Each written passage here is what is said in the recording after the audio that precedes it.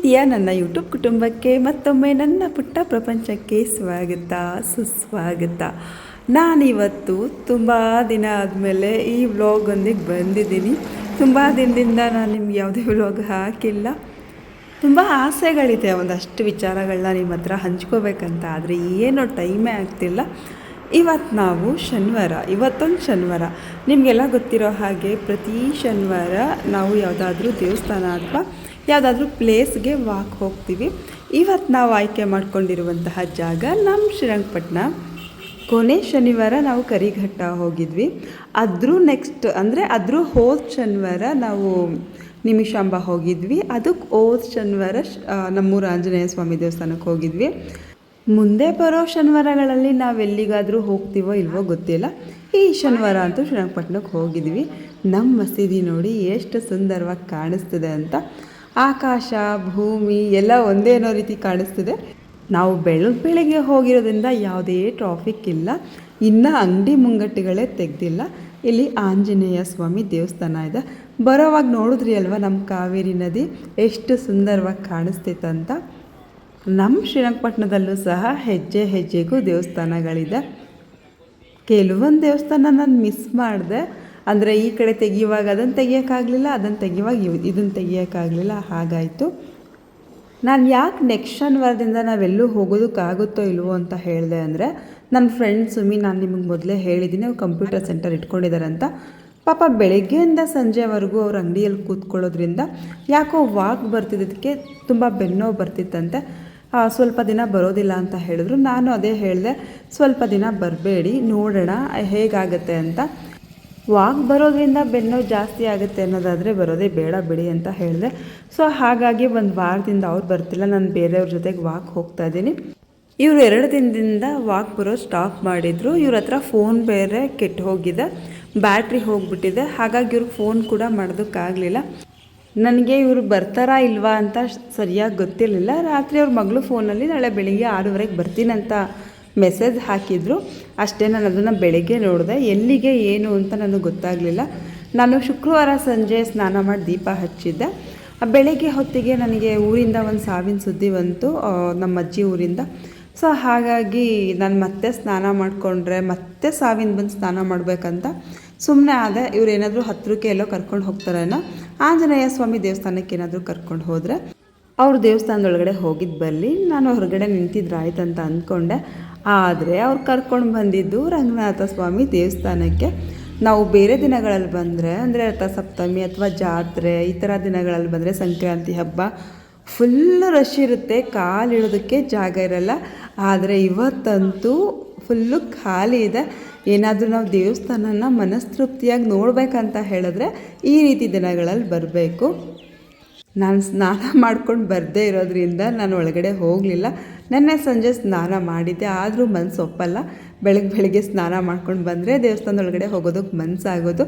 ನೀವು ಹೋಗಿ ಬನ್ನಿ, ನಾನು ಹೊರಗಡೆ ಇರ್ತೀನಿ ಅಂತ ಹೇಳಿದೆ. ನೆಕ್ಸ್ಟ್ ಟೈಮ್ ಹೇಗಿದ್ರು ಬರ್ತಿರ್ತೀವಲ್ವ, ಅವಾಗ ಬೇಕಾದ್ರೂ ಹೋಗೋಣ ಅಂತ. ನೋಡಿ ಎಷ್ಟೊಂದು ಜನ ಬೆಳಗ್ಗೆ ಸ್ನಾನ ಮಾಡ್ಕೊಂಡು ಬರ್ತಾ ಇದ್ದಾರೆ. ಅಲ್ಲಿ ನಮಗೊಬ್ಬರು ಪರಿಚಯದವ್ರು ಸಿಕ್ಕಿದ್ರು, ನಮಗೆ ಮರಳೆ ಹೂ ಕೊಟ್ಟರು. ನಮ್ಮೂರ ಅಂಗನವಾಡಿಯಲ್ಲಿ ಟೀಚರ್ ಆಗಿದ್ರು, ಇವಾಗ ಅಲ್ಲಿ ಹೋಟೆಲ್ ಇಟ್ಕೊಂಡಿದ್ದಾರೆ. ಪಾಪ ಅವ್ರು ಕಾಫಿ ಕುಡೀರಿ ಅಂತ ಹಿಂಸೆ ಮಾಡಿದ್ರು. ನಾವೇ ಬೇಡ ಬೆಳಗ್ಗೆ ಅಂತ ಬಂದ್ವಿ. ಇವಾಗ ನಾವು ಸ್ನಾನಘಟ್ಟ ಹತ್ರ ಹೋಗ್ತಾ ಇದ್ದೀವಿ. ತುಂಬಾ ಚೆನ್ನಾಗಿದೆ ಅಲ್ಲಿ, ಬನ್ನಿ ತೋರಿಸ್ತೀನಿ. ಇಲ್ಲಿ ನೋಡಿ, ಬೇರೆ ಕಡೆಯಿಂದ ಬಂದಿರೋರು ಬೆಳಗ್ಗೆ ತಿಂಡಿನ ಪ್ರಿಪೇರ್ ಮಾಡ್ಕೊಂಡು ಇಲ್ಲೇ ತಿಂತಾ ಇದ್ದಾರೆ. ಇವತ್ತಂತೂ ವಾಕ್ ಆಗಲಿಲ್ಲ, ಒಂದು ಪುಟ್ಟ ಜರ್ನಿ ಆಯ್ತು ಅಷ್ಟೇ. ಇಲ್ಲಿ ನೋಡಿ, ಅವರೆಲ್ಲ ಬಂದಿದ್ದಾರಲ್ವ ಪ್ರವಾಸಿಗರು, ಅವ್ರ ಬಟ್ಟೆ ಎಲ್ಲ ಒಗೆದು ಇಲ್ಲೆಲ್ಲ ಹಾರಾಕಿದ್ದಾರೆ.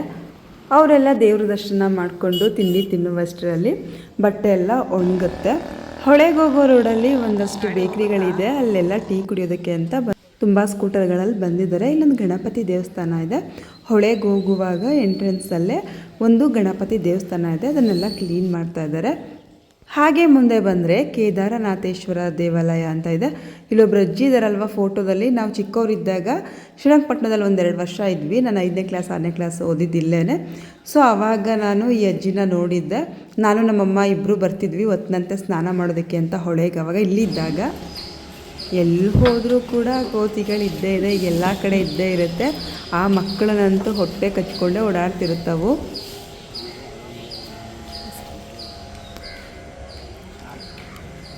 ಎಲ್ಲ ಕೂತೀನಿ ಜಾಸ್ತಿ ಐತೆ ತಿನ್ನಕ್ಕಾಗದೆ ಹೋದ್ರೆ ಮಡಿಕೊ ಮನೆಗೆ ಸ್ವಲ್ಪ.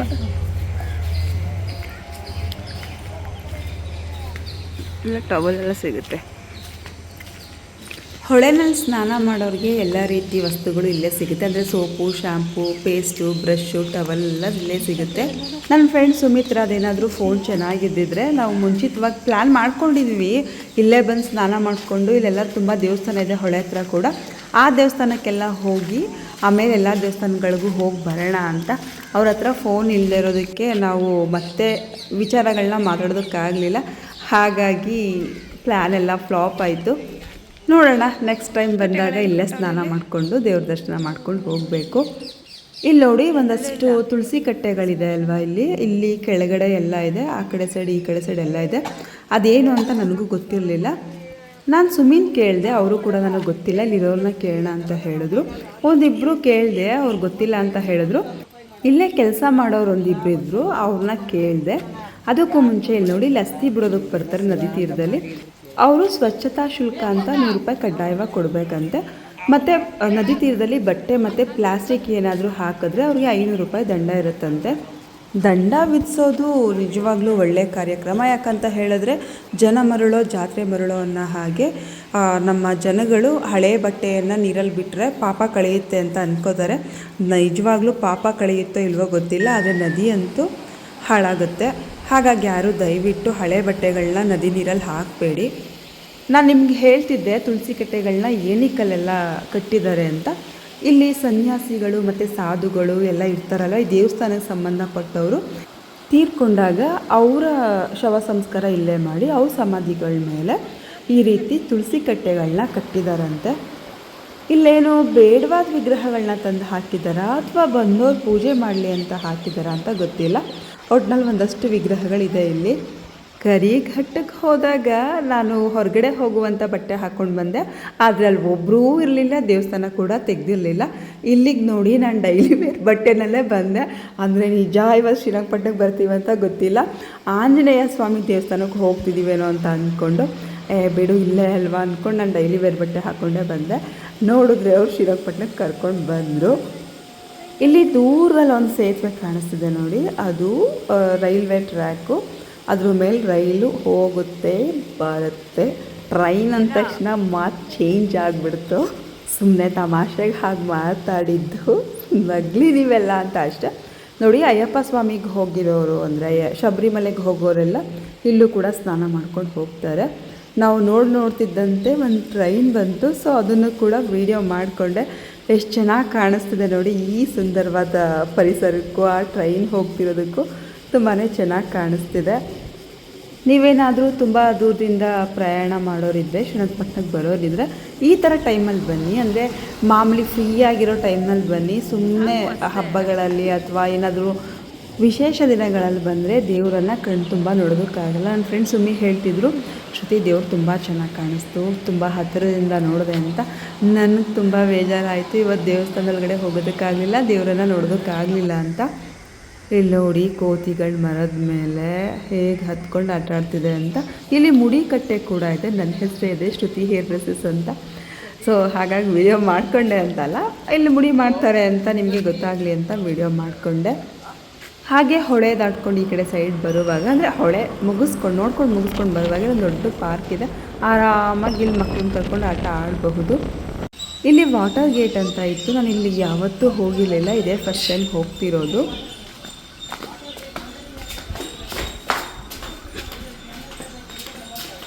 ಹೋಗ್ಬೋದೇನು ಭಯ ಇಲ್ವಾ? ಏನು ಭಯ ಇಲ್ವಾ? ಹೋಗ್ಬೋದು ಅಂದೆ. ಕಳ್ಳರು ಕಿಳ್ರಿ ಯಾರು ಇಲ್ವಾ? ಏನು ದೇವಸ್ಥಾನ ಇದೆಯಾ? ಶ್ರೀ ವಾದರಾಜರ ಮಠ, ವಾಟರ್ ಗೇಟ್. ಅವ್ರು ಯಾರೋ ಇರ್ತಾರೆ. ಹಿಂಗ ಮಠಗಳು ದೇವಸ್ಥಾನ. ಓ ಬಾವಿ ಇದೆ ಒಳಗಡೆ.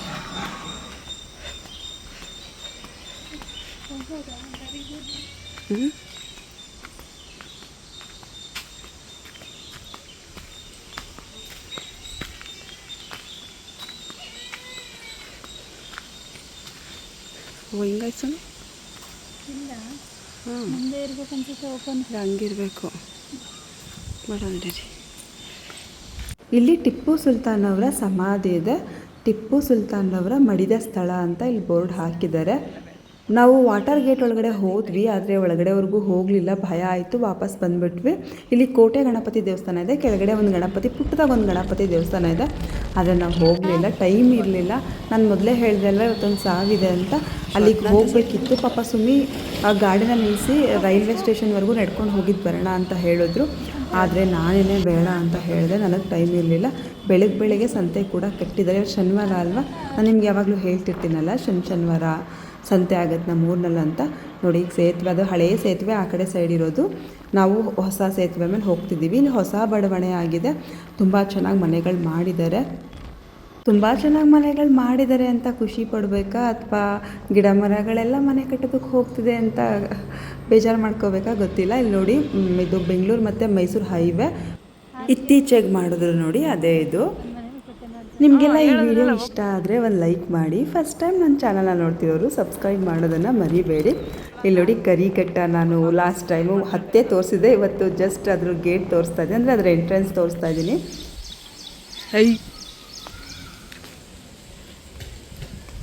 ಸರಿ ಹೋಗಾಯ್ತು.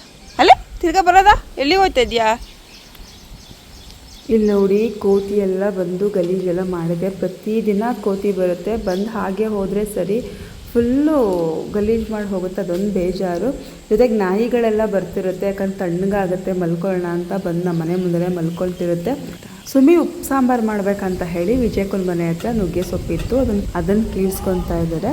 ಬೇರೆಯವರೆಲ್ಲ ಜೋರಾಗಿ ಏನಾದರೂ ಅದ್ರಿಸಿದ್ರೆ ಈ ನಾಯಿಗಳೆಲ್ಲ ಹೊರಟೋಗುತ್ತೆ, ಆದರೆ ನಾನೇನಾದರೂ ಬೈದರೂ ಮತ್ತೆ ಬಂದು ಅಲ್ಲೇ ಮಲಗಿರುತ್ತೆ. ನನ್ನ ಕಂಡ್ರೆ ಅದಕ್ಕೂ ಆ ಸಡ್ಡೆ ಅಂತ ಅನಿಸುತ್ತೆ, ಯಾಕೆ ಇವ್ರ ಮಾತನ್ನ ಕೇಳಬೇಕಂತ ಏನೋ. ನೆನೆ ಸಂಜೆ ನಾನು ದೀಪ ಹಚ್ಚಿದ್ದು, ಇವತ್ತು ಹಚ್ಚಿಲ್ಲ. ಸೊ ಆ ರಂಗೋಲಿ ಎಲ್ಲ ಹಾಗೇ ಇದೆ. ನೀವು ಪ್ರತಿ ಸಲ ಕೇಳ್ತಿರ್ತೀರ ಅಲ್ವಾ ನಿಮ್ಮ ತೋಟದಲ್ಲಿ ಹೂ ಬಿಡ್ತಿದೆಯಾ ಅಂತ. ಇವಾಗಲೂ ಸಹ ರೇಟ್ ಇದೆ, ಆದರೆ ಹೂ ಮಾತ್ರ 50 ಗ್ರಾಮ್ ಅಷ್ಟೇ ಸಿಗ್ತಿರೋದು. ನೆನ್ನೆ ಅಷ್ಟೇ ಸ್ವಲ್ಪ ಕಳೆ ಔಷಧಿನೂ ಹೊಡೆದಿದ್ದಾರೆ, ಗಿಡಗಳಿಗೂ ಔಷಧಿ ಹೊಡೆದಿದ್ದಾರೆ. ಇನ್ಮೇಲೆ ಹೂ ಬರಬಹುದು ಅನಿಸುತ್ತೆ. ಬನ್ನಿ ಹೋಗ್ರಿ, ಜಾಸ್ತಿ ಆಯ್ತಾ? ಯಾಕೆ ಬನ್ನಿ ಹೋಗ್ರಿ, ಬನ್ನಿ ಊಟ ಮಾಡ್ಕೊಂಡು ಹೋಗಾರಂತ. ಬೇಳೆ ಸಾರು ಐತೆ, ಇನ್ನೊಂದು ಹೇಳದ್ಮೇಲೆ ಅದೈತೆ, ಬನ್ನಿ ಬಿಸಿನೇ ಮಾಡ್ಕೊಡ್ತೀನಿ. ಚಿತ್ರಾನ್ನದ ಹುಳಿನೂ ಐತೆ, ಬಿಸಿಯನ್ನು ಬರ್ತೀರಾ? ಬಿಸಿ ಅನ್ನ ಮಾಡಿದ್ದೀನಿ, ಚಿತ್ರಾನ್ನ ಮಾಡ್ಕೊಡ್ತೀನಿ ಬನ್ನಿ.